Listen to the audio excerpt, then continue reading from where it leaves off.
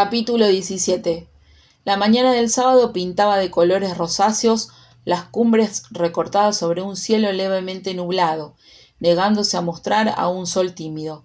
Los árboles, en conjuntos oscuros, apenas movían sus copas ya muy ralas a la suave brisa muy fresca. Basualdo calentaba la cocina con leña y atizaba el fuego, mientras ponía la tetera para los mates. En los fines de semana abrían el almacén cerca de las 9 horas y le llevaba antes unos mates a Casilda a la cama.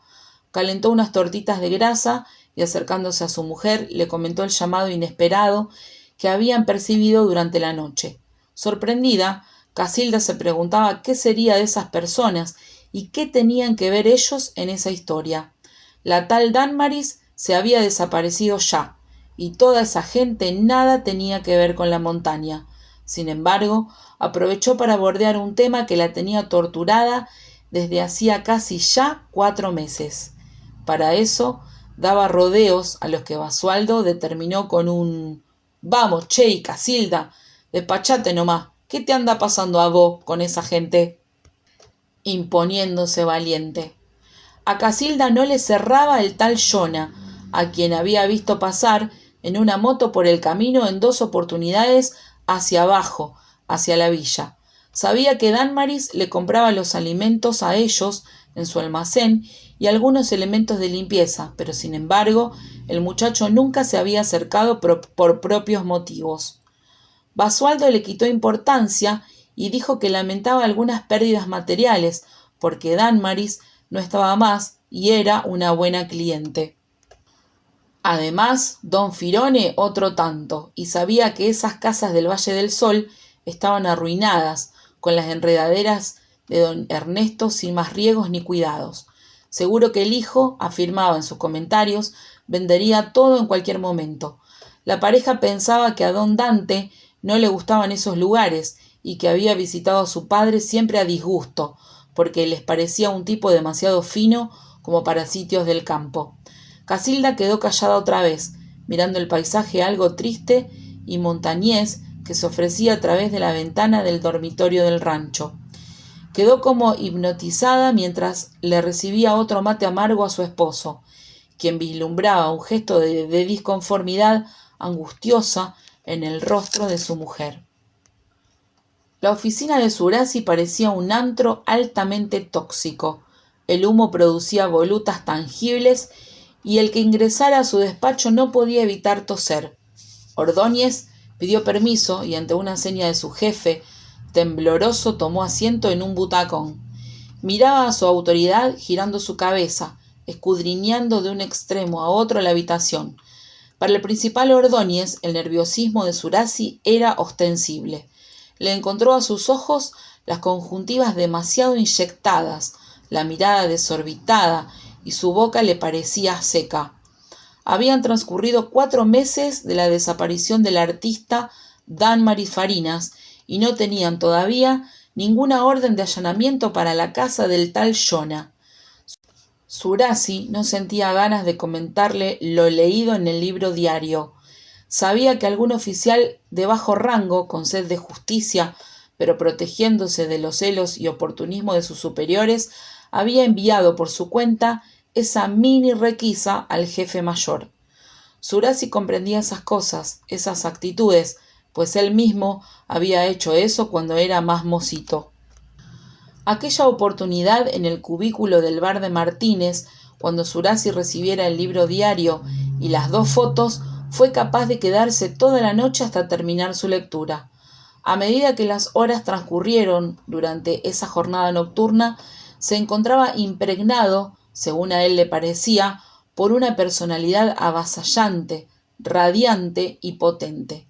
Las claras convicciones morales, éticas y firmes de la artista le esclarecían un carácter bien formado. Sin embargo, dejaba cada línea traslucir una personalidad complicada, la de una Danmaris a la vez dócil, débil para el vapuleo masculino cuando amaba y, según ese diario, había sido solo una vez. También mostraba su vulnerabilidad cuando había caído su voluntad al enterarse del error de su abuelo materno. Estaba segura que si su madre hubiera vivido, también se hubiera hecho cargo de los nietos de Mokia. La artista se sentía responsable ante ese muchacho algo deleznable y corrupto.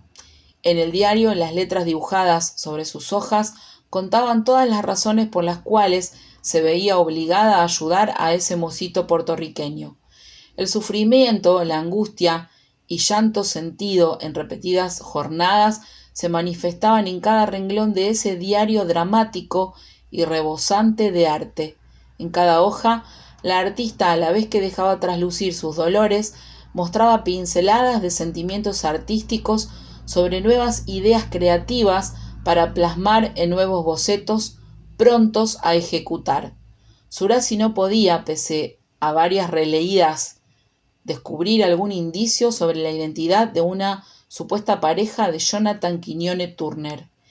En el diario, la mujer comentaba su enfermedad de SIDA al tener que mantener su tratamiento, que era sumamente costoso. Sin embargo, las narraciones mostraban como poco destacable lo de las plantaciones de marihuana, demostrando que en realidad ignoraba la importancia de ese hecho. Sin embargo, sabía sobre lo delictivo en los accionares de ese primo, pero lo subestimaba. No lo creía capaz de estar involucrado en alguna banda de narcotraficantes, sino que lo tomaba como un capricho. Según relataba en su diario, Jonah cultivaba su propia marihuana para consumo personal y hasta había tratado de convencerla en donar algunas especies de plantines para los tratamientos de los aceites de cannabis para los niños epilépticos, apelando a la bondad de Damaris en ocasiones bastante ingenua. Por más que su prima insistiera y hasta amenazara con cortarle sustento económico y visitas para que el muchacho se decidiera en terminar con ese absurdo, el puertorriqueño transmitía su intenso estado adictivo, remarcando haber adquirido ese vicio en su país de origen. Sin embargo, en oportunidades se desdecía y afirmaba haberlo hecho en Estados Unidos. Con cada hoja volteada por Tsurasi en ese diario íntimo, sentía mascar una repulsión por ese personaje que se lo figuraba muy oportunista, pero todavía desconocido. Damaris dejaba transparentar sus frecuentes molestias, sus compromisos familiares, pero aparentemente, según relatara en sus tan íntimos escritos, nunca sospechaba algo de sumo carácter delictivo. Mucho menos transmitía alguna sensación de temor o peligro de muerte. Evidentemente, la ingenuidad de la artista no ayudaba a encontrar más pistas o pruebas. Escondía la existencia de Jonah y sus amigos ancianos por pudor sobre la actitud de su abuelo materno y la desilusión sobre Mokia, a quien idolatraba y así lo había hecho notar durante su adolescencia y juventud, sobre todo a su amiga Olga.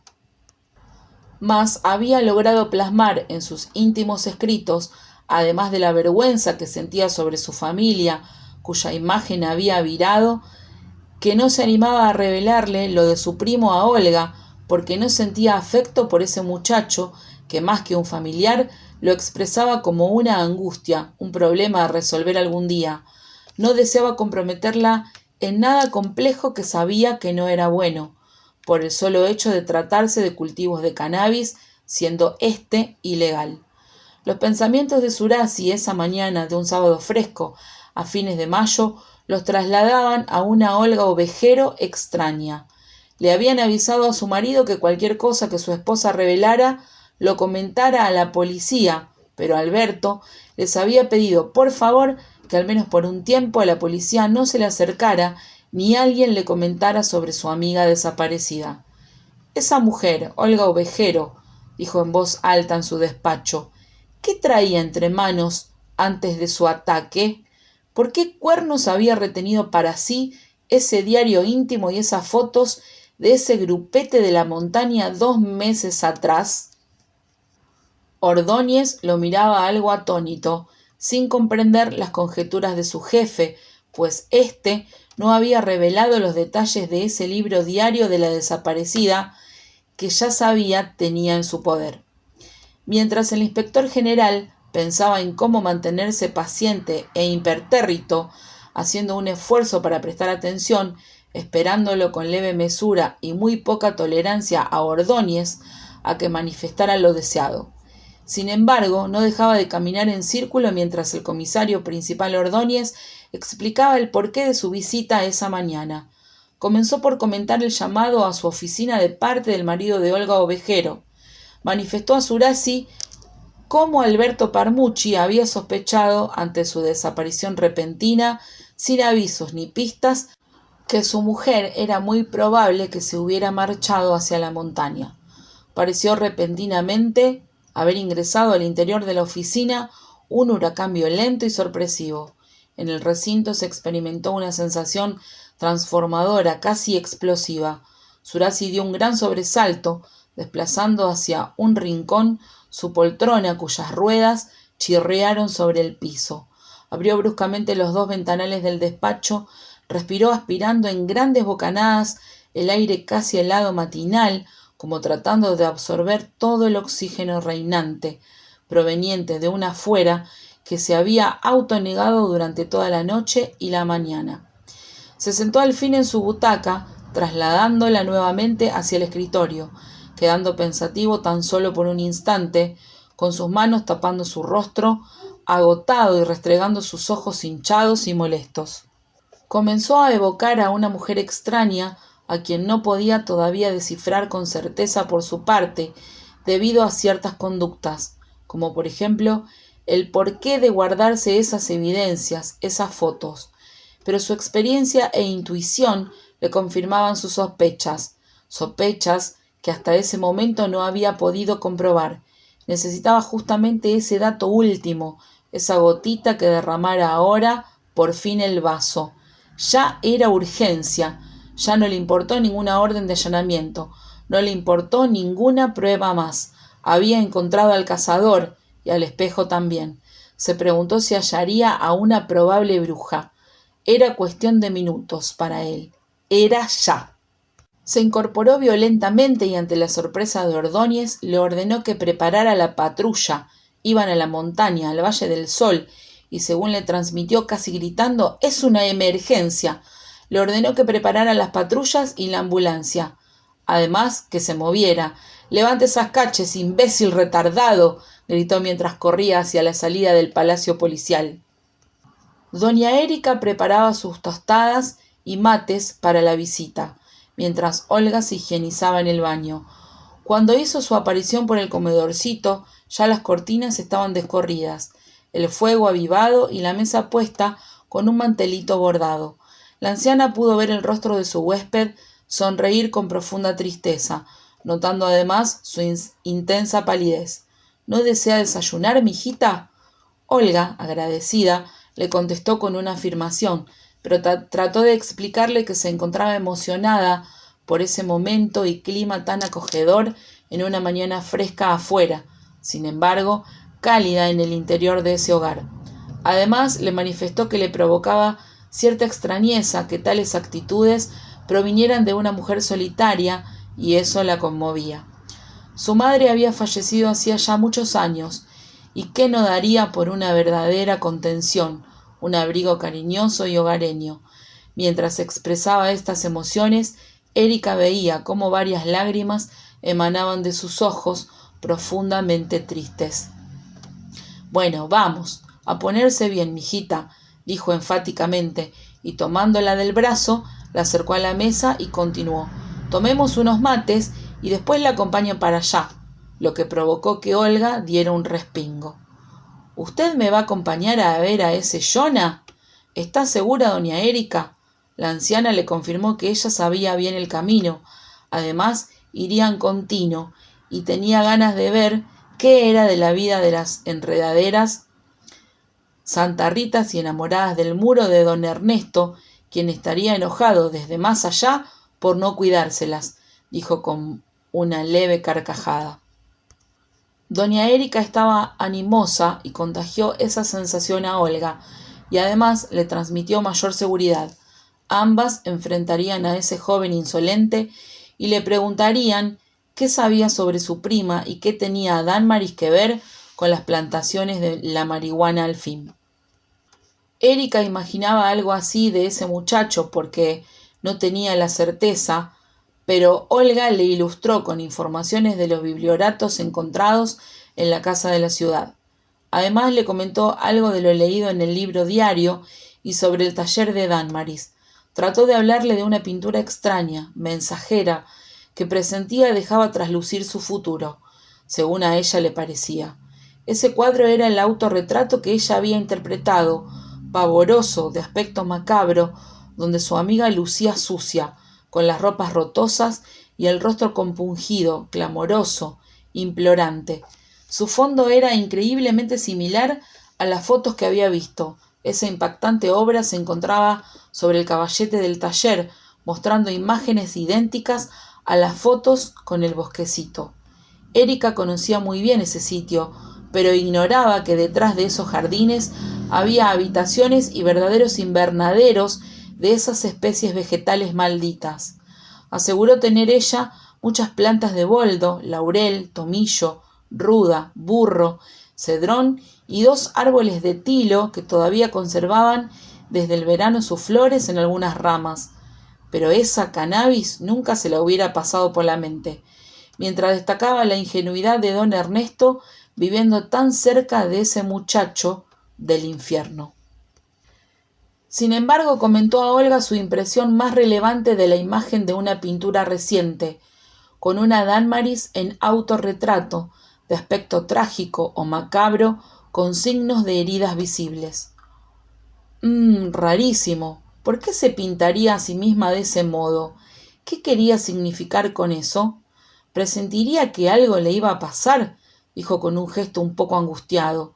Olga también se sorprendía de todo eso, pero lo que menos toleraba era cómo su amiga, casi hermana desde su infancia, a la cual ella le había desnudado su alma sin tapujos, fuera capaz de ocultar una vida paralela en esa montaña y que nunca mencionara a su primo ni a ellos como amigos, mientras que don Ernesto y doña Erika sí conocían sobre su existencia.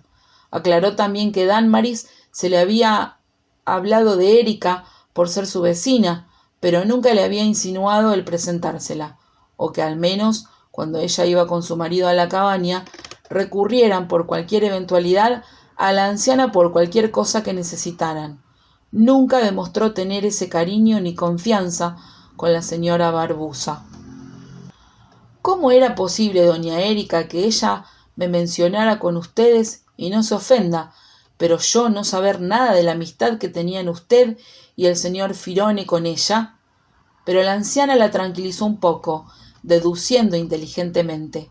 Erika le hizo observar que ahora todo se unía, los cabos se habían atado. Trató de explicarle su postura. Danmaris tenía a ese primo corrupto y sentía vergüenza por él. A nosotros nunca nos mencionó el tema de la droga. Total, éramos 2 viejos ingenuos. Sin embargo, nos mantuvo ocultos ante ustedes y a todos en la ciudad para evitar datos que descubrieran de su primo, de su relación protectora con ese muchacho. Si nosotros nos relacionábamos con ustedes, dijo. Rápidamente usted, Olga, se daría cuenta de todo y las cosas no se hubieran podido ocultar como se hicieron, ¿comprende?, profirió en tono tranquilizador la dueña de casa. Y Danmaris estaría viva. Si ella hubiera hablado a tiempo, estaría viva, viva, comenzó a gritar llorando, esta vez en modo ostensible y llamativo. Erika se sorprendió al ver ahora a una Olga sacada de sus cabales, histérica, nerviosa y demasiado pálida. Olga se llevó las manos a su pecho y comenzó a agitarse, a respirar en forma jadeante. Esa actitud asustó a Erika, quien le preguntó qué le pasaba. Olga le dijo que no se preocupara, que le alcanzara su bolso, que tomaría unas pastillas sublinguales. Extrajo rápidamente nitroglicerina y colocó una píldora debajo de su lengua, tratando de calmarse. De inmediato tomó el pastillero, un alprazolam sublingual y repitió la maniobra. Ahora estoy mejor, no se asuste, doña Erika, dijo todavía disneica, mostrando su rostro sudoroso y demacrado. Se apoyó en el respaldar de la silla, levantando su cabeza, buscando una mejor respiración y ventilación debido a su sed de aire. Erika miró el reloj de pared y dijo que ya eran las 9:30. Vamos, dijo suavemente, y se levantó de la silla. Tomó su abrigo, que descansaba en el respaldar de una silla opuesta, mientras Erika hacía lo propio. Afuera está bastante fresco, por lo que le aconsejo abotone o suba el cierre de su abrigo, Olga, dijo maternalmente Erika. Olga, después de asentir, comenzó a hacer funcionar su piloto automático otra vez. Su palidez era terrosa. Ambas mujeres salieron de la casa y subieron al Citroën, ubicando a Tino en el asiento de atrás. Pusieron en marcha el motor y se encaminaron rumbo al Valle del Sol. Mientras ascendían el camino, Basualdo estaba cargando su rastrojero con leña para unos pedidos de vecinos más abajo del Salto. Pero se sorprendió al ver el auto viejito, amarillo de Olga con ella en su interior, pasando por la ruta, ascendiendo el sendero hacia el Valle del Sol, quedando perplejo. La mañana en la montaña, en la villa de Potrerillos, era demasiado gélida. Al borde de los caminos, la escarcha remarcaba las irregularidades donde asentaban las charcas. Los pájaros se arremolinaban, buscando protección en sus nidos. El cielo gris se mostraba cada vez más oscuro, con nubarrones demasiado densos. Había una bruma suave que impedía la buena visibilidad. Olga no pudo evitar comentar a Erika la tristeza de la estampa y de las pinceladas grises con que todo el paisaje se había descolorido, perdiendo la gracia natural del lugar. Erika afirmó el comentario y anunció que una tormenta casi inmediata se desataría. Cuando llegaron las mujeres al predio, Olga pudo divisar el bosquecito del cuadro y las fotos coincidentes que había visto y perdido de su cartera. Imaginó que la policía había sido la responsable de extraer su tesoro o descubrimiento personal del interior de su bolso. Sin embargo, no le interesó, pues tenía muy bien grabados en su memoria los paisajes y el diario maldito de su amiga. Erika se lamentó en voz alta, cuando pudo divisar las enredaderas castigadas de su desaparecido amigo Ernesto, carentes de podas y riegos. Repentinamente apareció por fin delante una amplia imagen en forma plena ante la visión de las mujeres, la casa esperada. El caminito, bordeado de piedras pintadas de blanco, les conducía a la casita vistosa de Yona, que se les ofrecía, pareciéndoles una imagen impúdica. Alberto despertó como a las 7 ese sábado frío. Le dolía casi todo el cuerpo, a lo que atribuía por haberse dormido sobre un sillón chico. Se preparó un café intentando nuevamente en vano comunicarse con el celular de Olga. Estaba más que preocupado, pero sobre todo resentido por el engaño de su mujer, quien le parecía demasiado tosuda, tan empecinada con ideas totalmente fijas, siendo esto un detrimento de su salud. Sintió no ser querido ni correspondido en ese afecto, porque pensaba que si ella lo amara de verdad, no estaría tan obsesionada con la venganza, ni las dudas, ni sobre hechos pasados inherentes a la policía y que ya eran ajenos a ellos. En vez de guardar energías para recuperarse y dedicarse a él como lo merecía y el matrimonio necesitaba. No, pensaba, al contrario, con esa actitud perjudicaba su salud aún más, sin importarle de su existencia como marido ocupado por ella. Él elegía ser feliz y Olga se empecinaba en regodearse en tragedias ajenas que le eran incomprensibles a esas alturas. Estaba ya furioso. Decidió por su cuenta marchar a la montaña porque estaba más que seguro que Olga se había dirigido hacia allá. La patrulla marchaba por la ruta en 2 móviles policiales. Surasi y Ordóñez iban atrás en una camioneta 4x4 Toyota con 2 oficiales sentados adelante, siendo uno de ellos el chofer, y además le acompañaba una ambulancia. De acuerdo al GPS, podrían o no necesitar de un helicóptero que sobrevolaba el grupo siguiendo el rumbo hacia el valle. Surasi apuraba al chofer. «Oficial, ¿qué tiene? ¿Una batata o un motor? Vamos, hombre, muévase más». Ordóñez iba a su lado y no se atrevía a preguntar qué tenía en mente su jefe inspector. Solo sentía e imaginaba que podrían desatarse muchos tiroteos, posiblemente de acuerdo a las acciones que se estaban suscitando. Pero qué rompecabezas se había armado en la mente de su jefe, pensaba, embargado por la ansiedad y hasta se podía decir una inquietud angustiosa, pero era seguro algo gordo, porque sabía que nunca se equivocaba cuando organizaba estas emboscadas. Mientras por la radio alertaban a los comisarios del corredor del oeste, hasta en Punta de Vacas estaban esperando.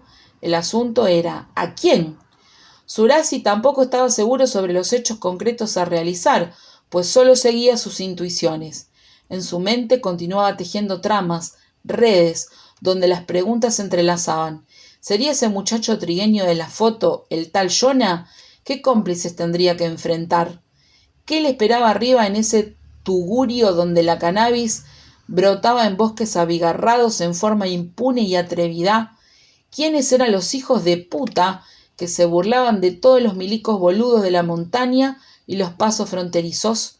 Mientras pensaba cientos de conjeturas, su rostro se iba tomando cada vez más rubicundo y el rabillo del ojo de Ordóñez captaba el cuadro hipertensivo de su autoridad increscendo, al mismo tiempo que sabía que debía callar, que no podía de ninguna manera actuar. El inspector Surasi, mientras miraba el camino pasar por la ventanilla de la patrulla como rayas y palitos apenas visibles, bastante coloridos, formando una gigantesca imagen definida e indescifrable, pensaba si Blancanieves y sus enanitos serían captados al fin de alguna manera. Aunque sea, quería en su haber la presencia de un cadáver o algo para terminar por fin con sus investigaciones y suposiciones intuitivas. Necesito concreciones, pensó casi en voz alta. Ordóñez, dijo volviéndose enfático y ordenando al sentado a su lado. ¿Avisó a Quinteros, el comisario de las Heras? Ante la negativa del comisario responsable de Luján, siempre en encono con su par, obligó a Surasi a gritar aún más a su interlocutor. ¡Tarado! Ustedes son unos imbéciles, todas unas mariquitas celosas de sus territorios, como si la gente, los pueblos, los putos departamentos fueran suyos. ¡Pelotudos! La furia del inspector, el operativo rudo que se estaba armando, el camino a lo desconocido con motivos hilados solo en un entretejido misterioso en la mente perceptiva del inspector, le parecía espeluznante. Esto hacía temblar aún más a Ordóñez, quien atinó a tantear de inmediato su radio y a alertar a Quintero sobre el operativo y que se apostara sobre Uspallata, correspondiente a su jurisdicción. Las dos mujeres bajaron una vez aparcado el autito de Olga en el puente ancho de la casa. Golpearon la puerta. Les recibió Jonah después de unos minutos. Olga alcanzó a divisar cómo eran observadas desde la ventana por una sombra detrás de los visillos, haciéndole percatar que no estaba el puertorriqueño solo. A Olga le pareció idéntico a las fotos de Dánmaris, pero le sorprendió notarlo un poco más alto y mucho mayor. Pintaban canas sus rizos en las sienes. Tino y Erika se ubicaron un poco más atrás. «Hola, Jonah», dijo Olga. Jonah, sorprendido, pues desconocía a esa mujer delante de él, le preguntó quién era, al tiempo que veía detrás a doña Erika saludándolo con una risilla sardónica. Olga le dijo que era amiga de Dánmaris y le preguntó si las invitaba a pasar. Jonah, poniéndose bastante pálido, dudó unos instantes y se decidió. Las mujeres ingresaron a un living comedor bien instalado y de inmediato la presencia de Dánmaris se notaba en la mayoría de los rincones de la estancia. En el muro frontal había un cuadro grande, un paisaje similar a los de la montaña, y las otras paredes tenían varias obras de ella, como unos dibujos de naturalezas muertas, otros paisajes y rincones montañeses y caballos pintados en acuarelas. En los muebles aledaños, mesitas, aparadores y banquetas, se ofrecían esculturitas en madera tallada y cerámica, con figura de caballos y vendimiadoras. Jonah las invitó a sentarse en el living. «Bueno, Jonah», dijo con desparpajo Olga, «no puede negar, muchacho, la existencia de Dánmaris en su vida, ¿no?». A lo que Jonah asintió presentándose sin inconvenientes, pero algo nervioso, como el primo. Aprovechó para interrogarles a qué habían ido y qué era lo que deseaban. Tino, retraído en las piernas de Erika, gruñía de tanto en tanto. Jonah dijo: «Por favor, doña Erika, retenga a ese perro infernal de don Ernesto.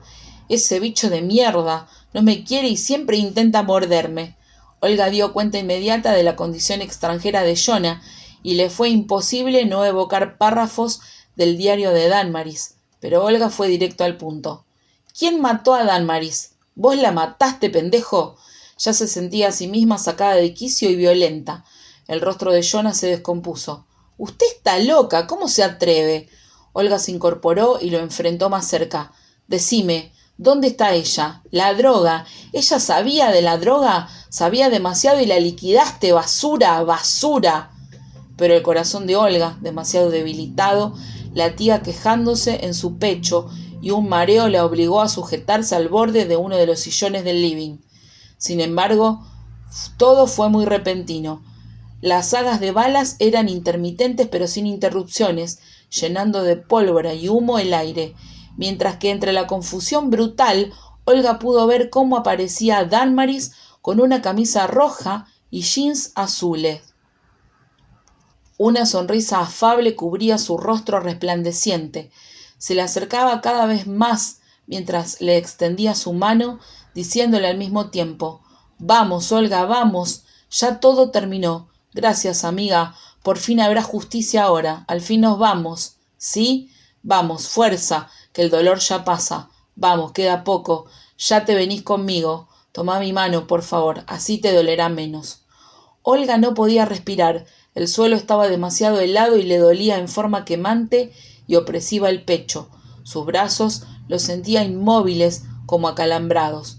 Al cuerpo, en sensación propioceptiva, lo invadía una sensación de hormigueo helado que iba cubriéndola por completo y paulatinamente.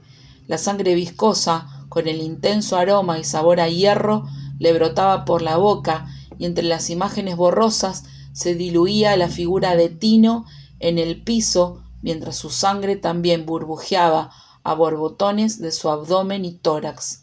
Entre los ruidos estrepitosos de explosiones y pólvora, alcanzó a captar los gritos desgarradores de doña Erika.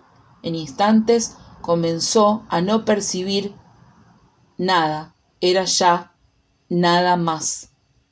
Sus sensaciones se transformaron en sentir deslizarse sobre un piso algodonoso muy suave.